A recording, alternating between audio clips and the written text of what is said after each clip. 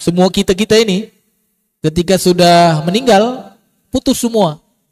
Kecuali apa? 3 gitu kan. Nah, di antaranya apa? Di antaranya adalah waladun soleh yad'u lahu. Ya. Jadi Masya Allah Pak, ini bekal, bahkan ini dahsyat Pak, dahsyat. Ya, apalagi kalau dia mendoakan kita nanti ketika kita sudah tiada. Tapi sebenarnya kalau kita lihat dari perkataan Nabi Muhammad SAW ini, bukan saja mendoakan, tapi satu paket nih Pak. Paketnya apa? Waladun soleh yad'u lahu gitu. Anak yang soleh yang mendoakan. Bukan mendoakan saja. Kalau yang doain anaknya error gitu, ya, nauzubillah anaknya murtad pula gitu kan, doain kita ada guna nggak? Nggak ada guna. Makanya harus melihat satu paket ini Pak, soleh dan kemudian mendoakan. Maka tugas kita Bapak Ibu dirahmati Allah bukan saja memerintahkan anak untuk mendoakan, tapi apa? Membuat dia soleh gitu. Membuat dia soleh. Ya, gimana caranya? Nah, kita harus tahu tentunya kriteria orang soleh, kita harus tahu gitu ya. Ya, jadi soleh itu bukan ya pakai peci doang gitu kan. Bukan pakai surban doang, pakai sarung gitu ya. Oh, ini mohon maaf yang pakai sarung, pakai peci, pakai surban gitu ya. Ya bukan itu saja kan. Tapi soleh itu kalau kita lihat yang disebutkan oleh para ulama, ya kriteria yang pertama justru ternyata bukan di penampilan, Pak. Ya, soleh yang pertama itu adalah salimul aqidah. Itu soleh yang pertama. Jadi salimul aqidah artinya akidahnya itu selamat gitu. Pikirannya itu selamat. Itu ciri-ciri muslim. Kalau dulu saya memang di pesantren itu sampai suruh hafal. Ada 10 sifat muslim gitu. Ya, yang pertama salimul aqidah. Yang kedua sahihul ibadah gitu, dan seterusnya gitu. Jadi salimul aqidah apa maksudnya? Pikirannya itu lurus, akidahnya itu benar gitu.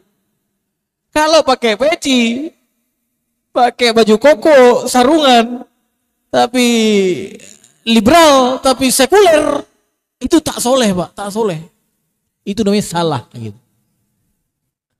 Ya, itu namanya salah. Makanya anak-anak kita, Bapak Ibu dirahmati Allah, kalau mau menjadi bekal terbaik, ya kalau mau jadi bekal terbaik, dan itu Masya Allah Pak, Masya Allah. Kalau dia mengatakan Allahumma ghafirli wali walidayya, Masya Allah kan. Ya, kalau kita punya dosa, kita nggak tahu dosanya banyak benar kan? Mungkin ada dosa besar, kalau dosa kecil sih nggak kehitung lagi kayaknya Pak ya.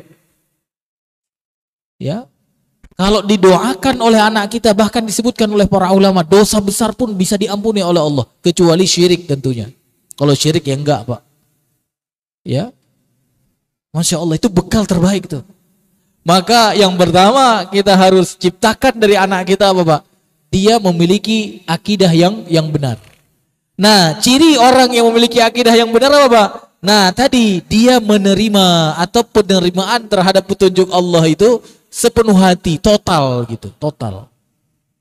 Nah, saya kalau ngelihat anak-anak sekarang gitu ya, khususnya anak-anak saya kalau sekolah itu kan dia masih SD, SMP kan. Itu kalau pulang-pulang saya tanya kadang-kadang Pak, ini ajarannya apa aja gitu kan. Ya, karena kan pendidikan itu membentuk pikiran Pak, membentuk pikiran. Kalau dia sudah mulai, kan ada misalnya pelajaran apa Pancasila misalnya kan. Kalau toleransinya blablas bisa bahaya Pak, menganggap apa? Semua agama sama. Oh, itu harus kita luruskan tuh. Karena apa? Begitu dia menganggap semua agama sama, berarti tidak salimul akidah lagi. Akidahnya sudah rusak. Kalau sudah rusak, dia mendoakan kita, itu berbeda Pak, berbeda dengan orang yang akidahnya benar. Ya, jadi pastikan nih anak-anak nih, ya anak-anak ya harus jadi anak soleh. Kalau anak soleh itu pikirannya lurus, lurus, benar, akidahnya benar. Baru yang kedua nanti sahihul ibadah, gitu kan?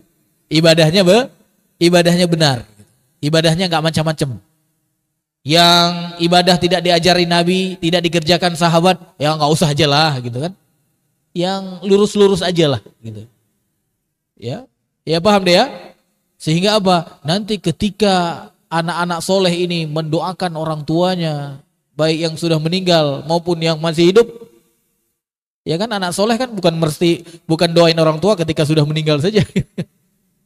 Ketika hidup juga didoain, ya Allah, ampuni ayahku ya Allah, mudahkan ayahku dalam mencari nafkah ya Allah, ya kan? Mudahkan ya Allah ayahku dalam ibadah, gitu kan? Masya Allah. Kalau dia pikirannya sudah lurus, ibadahnya sudah benar, Masya Allah, itu peluang diijabah oleh Allah besar, Pak. Dan kalau itu terjadi, berarti dia akan menjadi bekal terbaik kita, gitu. Bekal terbaik kita. Ya, jadi siap, Pak ya. Ya, punya uang banyak, janganlah sekolahin ke yang membuat anak kita menjadi error. Ya. Ya, kalau mau sekolah ke sekolah internasional, silahkan. Tapi berarti pemantauannya itu harus lebih ketat. Gitu. Ya, jangan sampai anak kita kita sekolahkan ke situ, bayarnya mahal, pikirannya rusak. Gitu. Ya, kalau sudah begitu, Pak, ya walaupun dia sukses kerja Masya Allah, mungkin di tempat yang diinginkan oleh orang-orang pada umumnya, itu tidak menjadi bekal terbaik untuk kita. Tidak menjadi bekal terbaik untuk kita. Taib Bapak Ibu dirahmati Allah, karena waktu iqomah sudah tiba, ya tinggal 1 menit lebih dikit. Kalau ada pertanyaan sebelum kita tutup, boleh. Kalau ada yang kurang jelas, tapi kalau tidak ada, kita cukupkan ya. Ibu-ibu, ada yang kurang jelas? Apalagi ibu-ibu ini pendidik anak-anak yang soleh, insya Allah ya. Insya Allah. Ya. Yang mudah-mudahan juga yang belum punya anak diberikan anak oleh Allah Subhanahu Wa Taala. Ya, sehingga Sehingga dia punya bekal nanti, punya bekal terbaik. Ya, makanya Nabi Ibrahim sampai tua pun masih minta kepada Allah. Rabbi habli minas salihin. Masya Allah, nggak minta Rabbi habli minal ya, tidak ada minta yang lain kan. Nabi Ibrahim minta, ya Allah anugerahkan kepadaku anak yang soleh. Gitu.